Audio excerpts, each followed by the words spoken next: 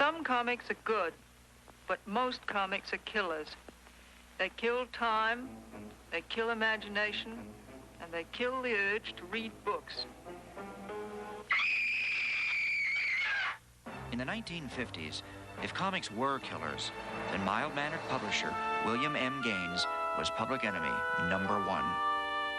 My father had been instrumental in starting comic books back in the 30s, and he had a whole stable of comics which included The Flash and Wonder Woman and a number of others, and he sold out his entire business to DC. He then went back in business and started little comic books for children. He called the outfit Educational Comics. When Max Gaines was killed in an accident, Bill, who was planning to be a chemistry teacher, decided to concoct his own comic book formula.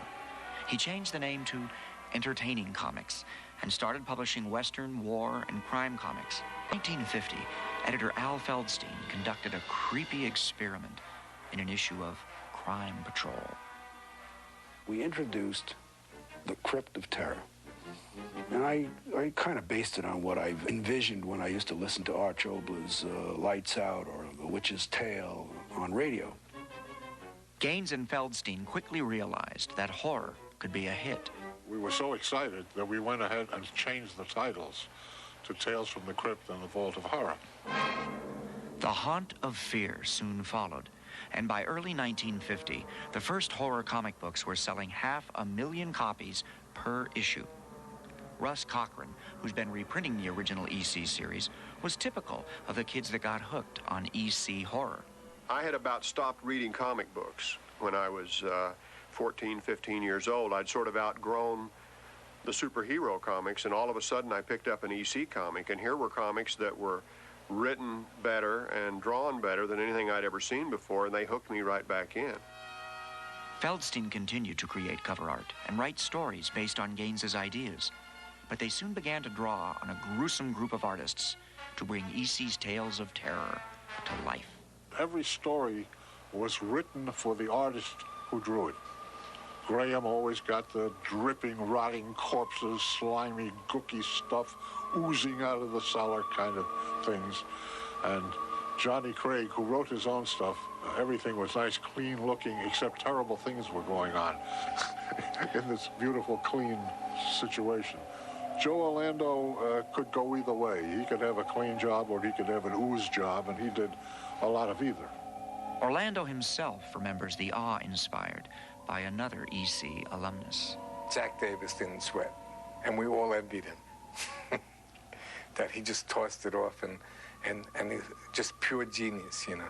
It was rumored that he could do 4 complete pages a day if he wanted to, and we'd count it up. Oh my God, he can make that much money. EC artists were among the most talented in the history of comic art, and original artwork from their horror books has sold for as much as $10,000. But the ones most responsible for EC's success may have been its nefarious trio of nightmare narrators. Oh, yeah, there was the Crypt Keeper, who introduced stories from the Tales from the Crypt, the Vault Keeper, who did the Vault of Horror, and the Old Witch, who did the Haunt of Fear. The Galunatics went right for the jocular vein, with a combination of wicked wit and putrid puns that pushed the stories along to their gruesome conclusions. One of them even deserves credit for naming EC's most popular publication. So I think it was the Crypt Keeper used to say, "Welcome to EC's Mad Mag, Tales from the Crypt." And when we all decided to do a funny book, we cut it to Mad. My favorite stories were always what I called walking corpses, which is some guy who had been done wrong and got buried, clawing their way out of the earth to take care of the guy what done him wrong. Probably my favorite story was the grim fairy tale about the king and the queen who had the little pet mice, and they fed the little mice all kinds of goodies while the people were starving. And finally, the people stormed the castle and took some half-starved rats and forced them down the mouths of the king and queen and sewed their mouths shut and stood around and cheered as the rats ate their way out of the pompous king and the pompous queen. It wasn't necessarily that good triumphed over evil, because the triumph was not necessarily good. but something happened that gave a kind of morality to it. Twisted, I must admit, but a morality. And the whole idea was like to scare people and scare little kids. And the more disgusting the stories were, the more we laughed. But not everyone appreciated the joke. And in 1953, a Senate subcommittee convened to find out if comics created juvenile delinquents. My name is William Gaines. I was the first publisher in these United States to publish horror comics. I'm responsible. I started them. I don't know if you remember Mayor Walker, who once said, "I never knew a woman to be ruined by a book." And I never knew a child to be ruined by a comic book. It's just utter nonsense. We were really the most shocked people in the world when we discovered that we were these terrible people who were causing juvenile delinquency in America, which is what happened and what put us out of business. The controversy helped kill the horror comics, but E.C.'s gore stories wouldn't stay buried.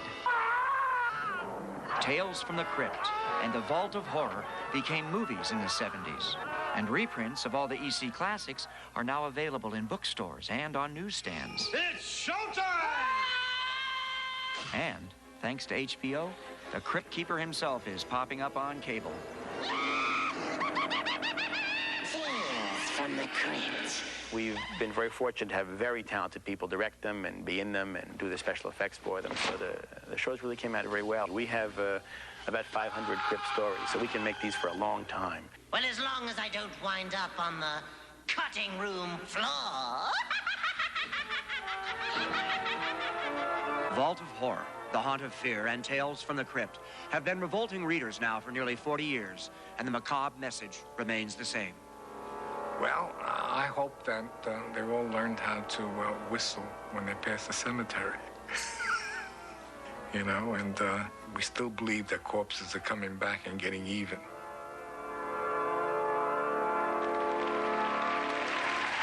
Here to accept the award for EC Comics, it is publisher William M. Gaines.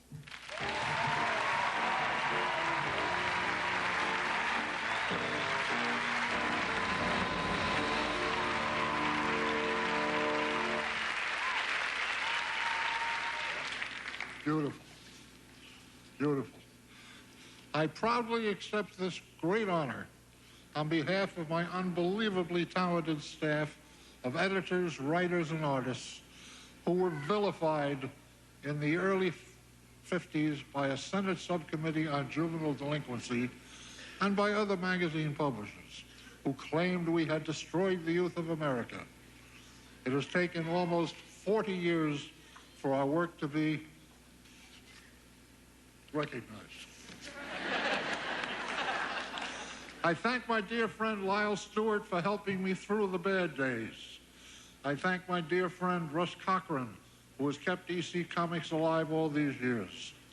I thank Joel Silver and his incredible group of movie makers who have made Tales from the Crypt the hottest and most successful original programming in home box office history.